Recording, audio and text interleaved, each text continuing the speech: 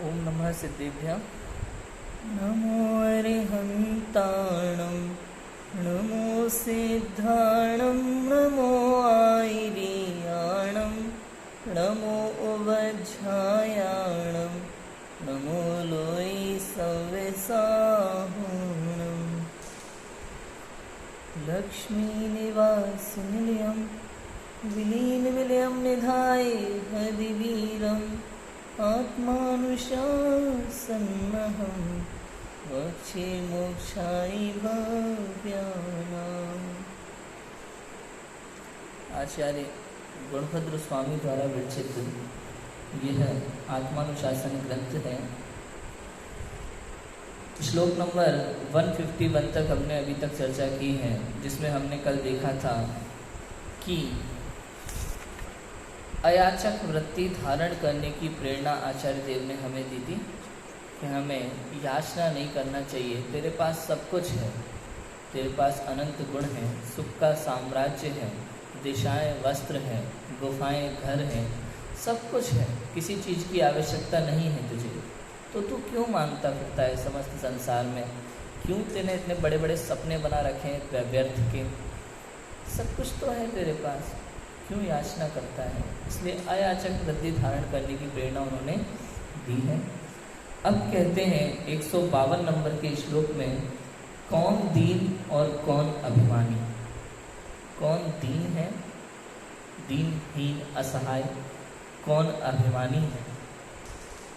पढ़ते हैं, याचना करने वाला छोटा है और याचना नहीं करने वाला बड़ा है। यह आगामी छंद में कहते हैं। जो मांगता है वो छोटा है, जो नहीं मांगता है वह बड़ा है। देखो करते हैं, परमाणु परम नाल्पम नभसो न परम महत् इति ब्रुवन् किमद्राक्षेण नेमो दीनाभिमानिनो। परमाणु से कोई लघु नहीं, नभ से हुआ न कोई महान, ऐसा कहने वाले ने नहीं देखे दीन सहित अभिमान। संसार ये मानता है कि परमाणु से छोटा कुछ नहीं है और आकाश से बड़ा कुछ नहीं। क्यों? क्योंकि समस्त संसार में परमाणु ही तो है जो सबसे सूक्ष्म है। परमाणु किसे कहते हैं? पुद्गल द्रव्य का अविभागी प्रतिच्छेद, अर्थात ये सब जो दिखाई देता है ना हमें, ये सब पुद्गल द्रव्य है। ये माइक पुद्गल है, ये पुद्गल है, मतलब जिसमें रूप स्पर्श रस गंध वर्ण है वह पुद्गल है, जिसे हम छू सकते हैं, जिसे हम देख सकते हैं, जिसे हम सूंघ सकते हैं, जिसका कोई ना कोई कलर है। ये सब क्या है? पुद्गल है। इसका सबसे छोटा भाग, सबसे छोटा, कितना छोटा भाग कि जिसका दूसरा विभाग ना हो सके, जो मात्र केवल ज्ञान में ही झलकता है, इंद्रिय ज्ञान से उसे वो पकड़ में नहीं आता, ऐसा वह पुद्गल सबसे छोटा भाग। हम किसे मानेंगे सबसे छोटा भाग संसार में? एक सुई की नोक बराबर आप कुछ चीज लोगे ना, किसी भी चीज को, सुई की नोक बराबर, उसमें भी अनंत परमाणु हो जाएंगे, इतना सूक्ष्म। तो कहा उससे जिसका दूसरा विभाग ना हो सके ऐसा अविभागी प्रतिच्छेद, वह पुद्गल परमाणु, उससे छोटा तो कुछ नहीं हो सकता। और आकाश, बाकी के 5 द्रव्य तो केवल लोक बराबर हैं, लोक प्रमाण हैं, लेकिन आकाश द्रव्य तो अलोक में भी है, लोक के बाहर भी अनंत आकाश है, तो इतना बड़ा तो कोई नहीं। भाई जीव में भी जो संकोच विस्तार नामक शक्ति है, कितना भी छोटा हो सकता है, कितना ही बड़ा हो सकता है, किंतु वह भी लोक के बाहर नहीं जाता। शक्ति तो है, शक्ति की कमी नहीं है, शक्ति तो पूरी है, किंतु व्यवस्था ऐसी है कि लोक के बाहर धर्म द्रव्य और अधर्म द्रव्य का अभाव है, स्थिति और गति का अभाव है, निमित्त का अभाव है। इस कारण से लोक के बाहर वो नहीं जा सकता। तो आकाश से बड़ा क्या है? ये ऐसा संसार मानता है, ऐसा संसार समझता है किंतु आचार्य देव कहते हैं कि ऐसा करने वाले ने नहीं देखे दीन सहित अभिमान। ऐसा कहने वाले लोगों ने दीनहीन पुरुषों को नहीं देखा और स्वाभिमानी पुरुषों को नहीं देखा। अभिमानी माने मान कषाय के धारी नहीं है यहाँ अर्थ अभिमान का। अभिमान का अर्थ यहाँ मान कषाय मत लगाना, अहंकार मत लगाना। अभिमान माने स्वाभिमान। समझ आया?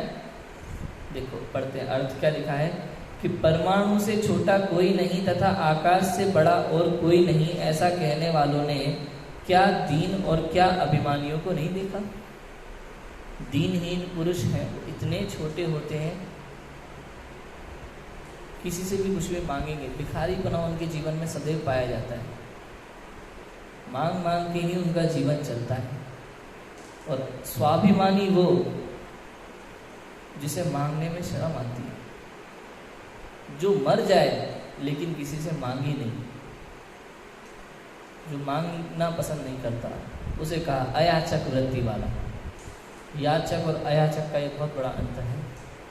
देखो भावार्थ पढ़ते हैं, अर्थ क्लियर होगा, फिर अपन इस विषय में बातें करेंगे। और कुछ लोग कहते हैं कि परमाणु से छोटा और आकाश से बड़ा दूसरा कोई नहीं है, परंतु ऐसा लगता है कि उन्होंने दीन और अभिमानी लोगों को नहीं देखा।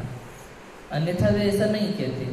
यदि वे दीन व्यक्ति को देखते तो परमाणु से छोटा दीन को कहते, यदि वे अभिमानी को देखते तो आकाश से बड़ा अभिमानी को कहते। यहाँ आशय ये है कि याचना करने वाला दीन पुरुष धर्म या मानादि घटने से सबसे छोटा है, और याचना नहीं करने वाला अभिमानी पुरुष धर्म या मानादि बढ़ने से सबसे बड़ा है।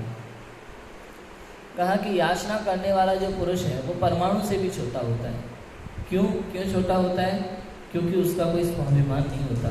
धर्म या मानादि घटने से वो सबसे छोटा होता है। कहीं भी कुछ भी मांगने लगता है, उसके जीवन में सदैव भिखारी बना पाया जाता है, भिक्षावृत्ति। समझ आया? दूसरों के भरोसे अपना जीवन जीता है। उसका जीवन में स्वयं का कोई महत्व ही नहीं होता, ना स्वयं के लिए ना अन्यों के लिए। ऐसा वो याचक वृत्ति धारण करने वाला व्यक्ति है। वो दीनहीन असहाय सबसे छोटा है, वो परमाणु से भी छोटा है। और ऐसा व्यक्ति जो याचना नहीं करता, वो अभिमानी पुरुष धर्म या मानादि बढ़ने से सबसे बड़ा है। अभिमानी माने अहंकारी नहीं, मान कषाय नहीं। धर्म या मानादि बढ़ने से सबसे बड़ा है। उसका स्वाभिमान है, वो किसी से मांगता नहीं है।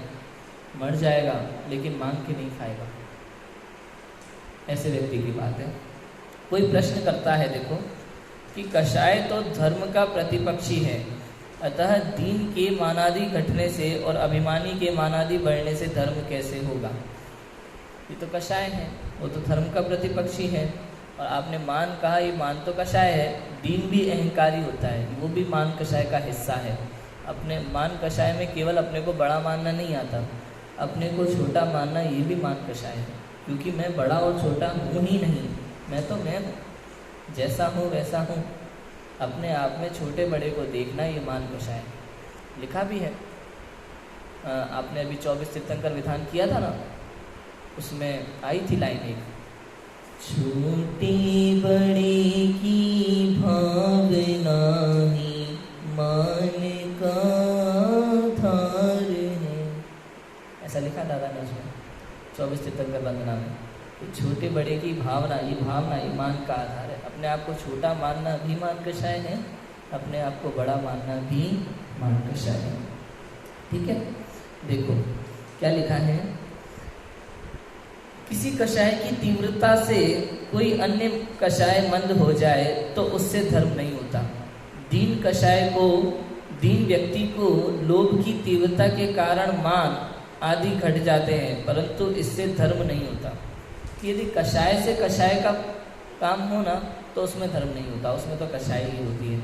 कि जिस कषाय की तीव्रता से कोई अन्य कषाय मंद हो जाए तो उससे धर्म नहीं होगा, उससे कोई धर्म नहीं होता। और दीन व्यक्ति को लोभ की तीव्रता के कारण मान आदि घट जाते हैं, परंतु इससे उससे धर्म नहीं होता, पाप ही होता है।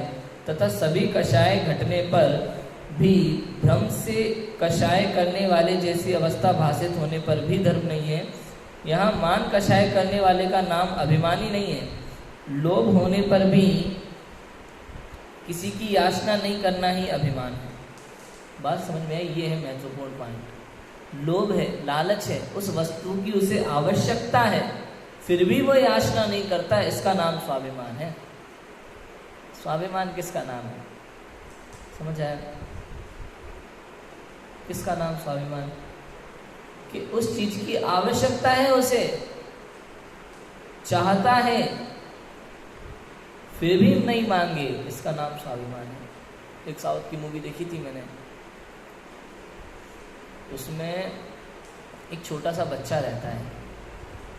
उस छोटे से बच्चे के दादा परदादा की यहाँ इंडिया में, भारत में बहुत सारी ज़मीन रहती है जो उन्होंने गरीबों को दान में दी थी। उसकी पावर ऑफ, क्या बोलते हैं उसको, हाँ, पावर ऑफ अटॉर्नी। तो वो उनके बेटे के पास थी, उस छोटे से बच्चे के माता पिता के पास, और वो रहते थे इंग्लैंड में। अब उस ज़मीन पर कोई कब्जा करना चाहता था। वो गरीबों के घर बने हुए थे वहाँ पर, कोई उसको हटा करके और उस पर कब्जा करके उसके डुप्लीकेट पेपर्स बना करके उस पर अपनी फैक्ट्री खड़ी करना चाहते थे। अब हुआ ये कि जो कुछ अच्छे लोग थे उनमें, गरीबों में, जो उनकी मदद करने में आगे रहते थे, उन्हें पता था कि ये ज़मीन किसकी है, उनका कोई वारिस है जो बाहर है कहीं, उनके पास इसके पेपर्स हैं। उन्होंने बात की और उन्होंने वो पेपर्स उन्हें देने के लिए हाँ कर दी। अब हुआ ये कि जो कब्जा करना चाहते थे उन्हें भी पता चल गया, तो वहाँ इंग्लैंड जाकर उन्होंने उसके बच्चे के, छोटे बच्चे के माता पिता को ख़त्म कर दिया। उन्होंने अपनी जान गंवा दी, लेकिन पेपर्स विलन के हाथ में नहीं जाने दिए, छोटे बच्चे को दे दिए। छोटे बच्चे ने अपने खिलौने के अंदर उसको छुपा दिया। इंडिया तो आ गया वो छोटा बच्चा, उसको ले आए वो लोग, लेकिन यहाँ वो बिछड़ गया, खो गया कहीं। हुआ ये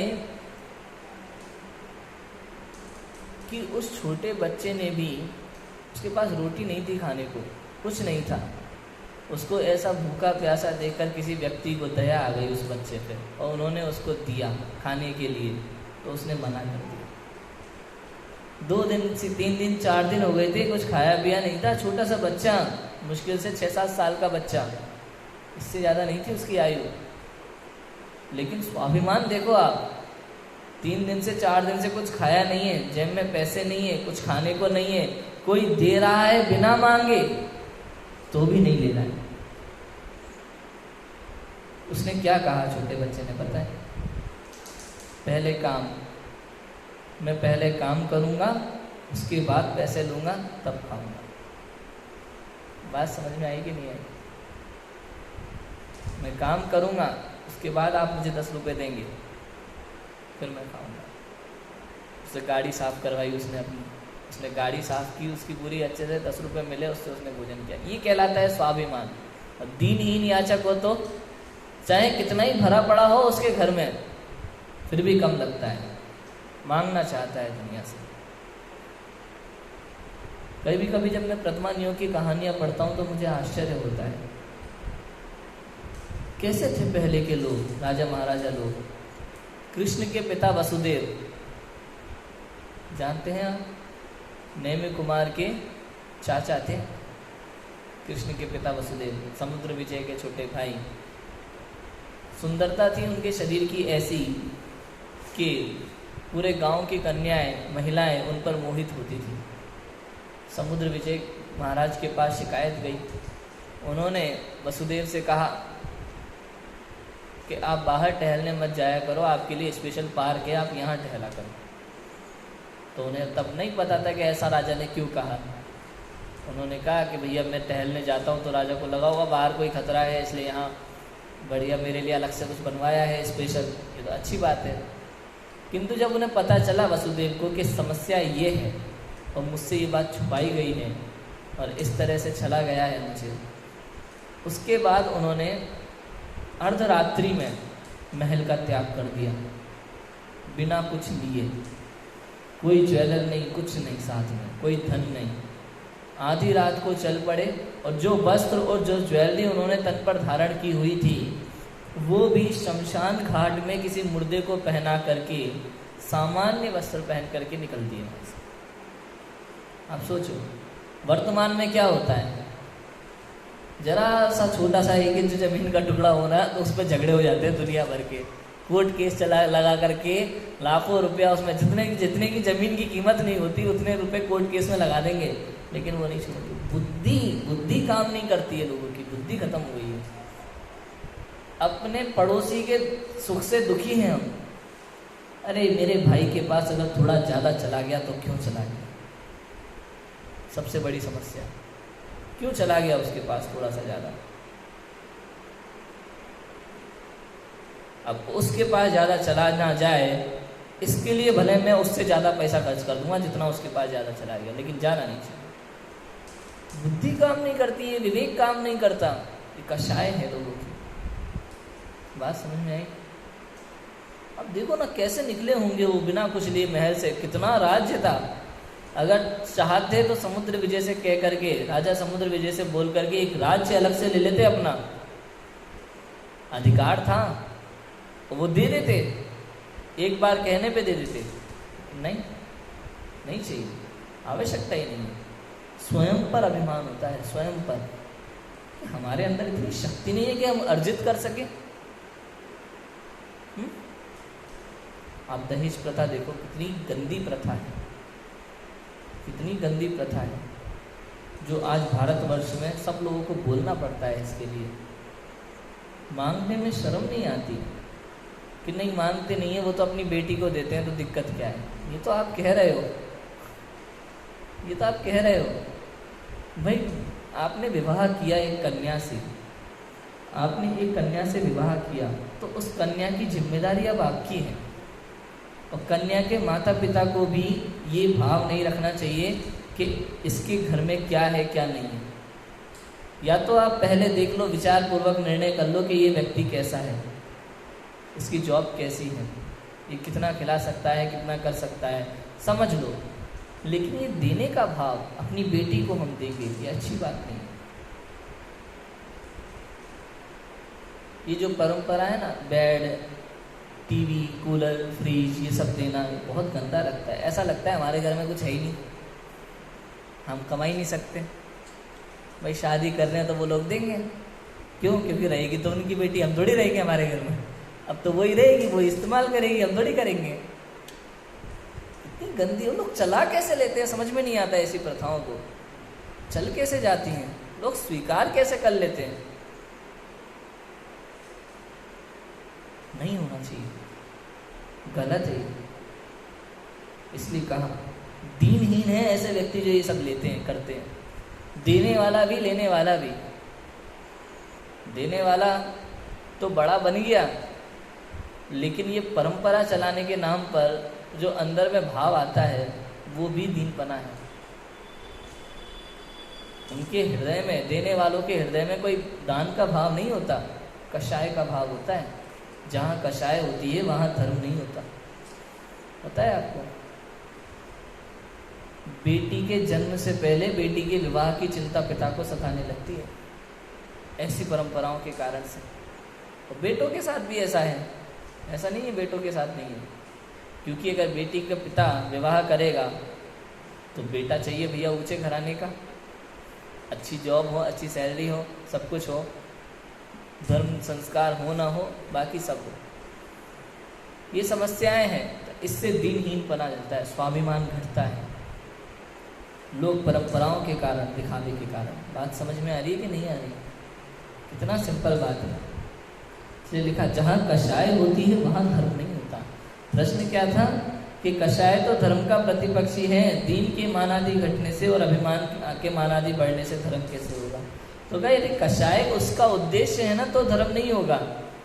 लेकिन जहाँ उद्देश्य कषाय नहीं है, निर्मलता है, विवेक है, वहाँ धर्म है। स्वाभिमान है तो धर्म है, किंतु यदि कषाय सहित स्वाभिमान है वो धर्म नहीं है, वो अभिमान है। मान कषाय में और स्वाभिमान में थोड़ा सा अंतर होता है, ज़्यादा नहीं होता लेकिन थोड़ा सा होता है। बात समझ में आई? थोड़ा अंतर है। यहाँ जो धर्म कहा वो धर्म स्वाभिमान धर्म है, ऐसा नहीं। ये चरणान योग की दृष्टि से बात कही, आप इसको सर्वथा नहीं लेना। ये बात चरणान योग की दृष्टि है, ये बात नीति की दृष्टि से है, धर्म की दृष्टि से, वीतराग धर्म की दृष्टि से ये बात नहीं है। ये बात है नीति की दृष्टि से, चरणान योग की दृष्टि से, सदाचार की दृष्टि से। ठीक है ना, ऐसा होना चाहिए। इसलिए चाहे समस्या कैसी भी हो, आप छोटे घर में रहो, कोई दिक्कत नहीं है, लेकिन मन में ना तो हीनपना लाओ, ना दीनपना लाओ, ना ही याचक वृत्ति लाओ। बहुत सारे लोगों को ऐसा लगता है हमारा घर छोटा है, कोई आएगा तो क्या कहेगा। अरे आए तो आए, नहीं आए तो नहीं आए, क्या कहेगा, कहे तो कहे उसका मुंह, मैं क्यों इस बात की चिंता करूं। मेरा घर छोटा है, वो मेरे कर्म के अनुसार है, मेरे कर्म का जितना उदय था उतना मुझे प्राप्त है। ठीक है, अब कोई व्यक्ति यदि कुछ कहता है, कुछ सोचता है उस विषय में, तो कर्म बंधन किसका होगा, उसका होगा। मुझे क्या समस्या, बताओ, मुझे किस बात की चिंता। इतनी बात हमें समझ में नहीं आती। इसे कहते हैं कि बुद्धि का खो जाना, विवेक का खो जाना। हम विवेक हार गए, हम बुद्धि हार गए। लोक परंपरा, मान्यता और संसार का दिखावा, समाज में कैसे रहेंगे, इन सब कारणों के कारण से हमने इंसानियत खो दी, रिश्ते खो दिए, परिवार खो दिए, इंसानियत खो दी। साथ में रहते हैं लेकिन साथ में नहीं रह पाते। समझ आया? बेटी का घर और बेटे का घर, दोनों में इतनी दूरियां क्यों हैं? पता है सबसे बड़ा कारण क्या है? दूरियों का सबसे बड़ा कारण होता है धन, पैसा। यदि ये पॉइंट एक हटा दिया जाए ना, यदि ये भावना खत्म कर दी जाए लेन देन वाली, टोटली, ना हमें लेना है ना देना है, बस इसकी बात ही नहीं है कुछ। दोनों परिवारों के मध्य अगर ये बात खत्म हो जाए, फिर देखो कैसा सामंजस्य बनता है दोनों परिवारों में। लेकिन ये खत्म नहीं होता। जहाँ बात इसकी है वहाँ सब रिश्ते खत्म हो जाते हैं। तो ऐसा होता है, ये कषाय है, और कषाय से धर्म नहीं होता। इसलिए लिखा, क्या लिखा है देखो, दीन व्यक्ति को लोभ की तीव्रता के कारण मान आदि घट जाते हैं, परंतु इससे धर्म नहीं होता, पाप ही होता है। तथा सभी कषाय घटने पर भी भ्रम से कषाय करने वाले जैसी अवस्था भाषित हो तो भी धर्म नहीं होता। यहाँ मान कषाय करने वाले का नाम अभिमानी नहीं है। लोभ होने पर भी किसी की याचना नहीं करना ही अभिमान है। चाह है, लोभ है, लालच है, मन में इच्छाएं हैं, फिर भी नहीं मांगना, वो है स्वाभिमान, वो है स्वाभिमान। मुझे पढ़ाई करनी है, बहुत पढ़ना है, लिखना है, लेकिन मेरे पास पैसे नहीं है। करना तो चाहता हूँ लेकिन पैसे नहीं है, तो मांगू नहीं किसी से। भले दिन रात मेहनत करके कमाऊँ, जितना कमाऊँ उतना पढ़ूँ, और जितना पढ़ूँ उतना कमाऊँ, तो ठीक है। लेकिन बड़ा बनने के चक्कर में हम किसी से मांग के बड़े बने, ये याचक वृत्ति है, ये दीनहीनपना है, ये अपने आप को छोटा साबित करता है, परमाणु से भी छोटे, है ना, ऐसा है। परंतु धर्मात्मा जीव की सभी कषाय मंद हो गई हैं, इसलिए वह पापी जीवों की विनय नहीं करता, इसलिए भ्रम से मानी जैसा भाषित होता है। यह है सबसे बड़ी लाइन, आप देखो, धर्मात्मा जीव के सभी कषाय मंद हो गई है, इसलिए वो पापी लोगों की विनय नहीं करता। संसार मानता है कि ये व्यक्ति अहंकारी है, ये व्यक्ति अभिमानी है। आप देख लेना, संसार में जितने भी ज्ञानी धर्मी विवेकी पुरुष हैं जो शास्त्र स्वाध्याय करते हैं, वो ऐसे लोगों की विनय नहीं करेंगे। वही सिगरेट शराब पी रहे हैं, गुटखा खा रहे हैं, कुगुरु कुदेव कुशास्त्र को नमस्कार करते हैं, उनके विनय आदि करते हैं, ऐसे जीवों के प्रति विनय का भाव नहीं आता ज्ञानियों के मन में। तो वो भले ही बड़े हैं हमसे, रिश्तेदार हैं, परिवार हैं, कुछ भी हैं, अब उनकी नज़र में क्या हो गए, हम विनय आदि नहीं कर रहे, भाई पैरों में नहीं गिर रहे, तो क्या हो गया उनकी नज़रों में, ये तो अभिमानी हो गया, अहंकारी है, अपने आप को बड़ा समझता है, ये तो बहुत बड़ा हो गया है। ऐसा ही कहते हैं कि नहीं कहते लोग? लेकिन यहाँ आचार्य देव क्या कह रहे हैं कि धर्मात्मा जीव की सभी कषाय मंद हो गई हैं, इसलिए वह पापी जीवों की विनय नहीं करता, क्योंकि लोभ ही नहीं है उसे, कोई लालच नहीं है ना भाई। हमें विनय कब करता है व्यक्ति बड़ों की या अब अधिकारी अफसरों की? पैरों में गिर जाएगा, हवलदार को इंस्पेक्टर बताएगा, कंपाउंडर को डॉक्टर कह के पुकारेगा। क्यों? कुछ चाहिए, लालच के कारण से, काम निकालने के लिए।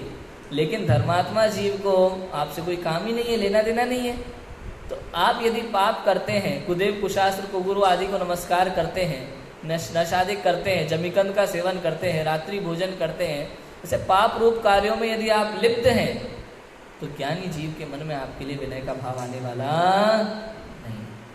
शास्त्र स्वाध्यायी कोई जीव है तो उसके मन में आपके लिए विनय का भाव नहीं आएगा, क्योंकि ये स्वाध्याय है, ये ज्ञान है, तीर्थंकरों की वाणी है, हृदय को परिवर्तित कर देती है। तुरंत आपको लगेगा कि ये अभिमानी है, अहंकारी है, किंतु ऐसा नहीं है। इसलिए वह भ्रम से मानी जैसा भाषित होता है, परंतु वह मानी नहीं है, उसे धर्म ही है, इसलिए दीनता नहीं करना चाहिए। क्लियर है? कितनी सिंपल बात है। इसलिए चाहे कैसी भी समस्या हो, कुछ भी हो, किसी के सामने झुकना नहीं। किसी के सामने मतलब कषायवश नहीं झुकना, ऐसा नहीं है, धर्मवश किसी के सामने नहीं झुकना। वीतरागी देवशास्त्र गुरु ही वंदन योग्य है, नमन योग्य है। हाँ, हम लौकिक व्यवहार में माता पिता गुरुजन इत्यादि की विनय करते हैं, किंतु लोभ के वश विनय नहीं करनी चाहिए। किसी भी लालच के वश पापी जीवों की विनय तो नहीं करना चाहिए। गुरु कौन होता है? गुरु जो सन्मार्ग में लगाए, जो मिथ्या मार्ग दिखाए, वो गुरु नहीं, कुगुरु होता है। जो संसार कहता है कि गुरु तो गुरु होता है, कैसा भी हो, ऐसा नहीं होता भैया, मजाक थोड़ी चल रहा है। ऐसा कैसे हो जाएगा गुरु तो गुरु होता है, गुरु गुरु होता है, कुगुरु कुगुरु होता है। गुरु वो जो हमें आत्म कल्याण के मार्ग में लगाए, शिक्षक वो जो हमें जीवन की हर परीक्षा में सफल कराए, शिक्षा दे, आगे बढ़ने की शिक्षा दे। जो खुद स्वयं गलत कार्यों में लिप्त है, वो कैसा गुरु? वो विनय आदि करने योग्य नहीं है। इतनी बात अभी हमने पढ़ी है। आगे कल याचक का गौरव दाता में चला जाता है, ऐसी बात आचार्य देव 153 नंबर के श्लोक में कहेंगे, जिसकी चर्चा हम कल करेंगे। अभी की बात को विराम देते हैं। ओम नमः शिवाय।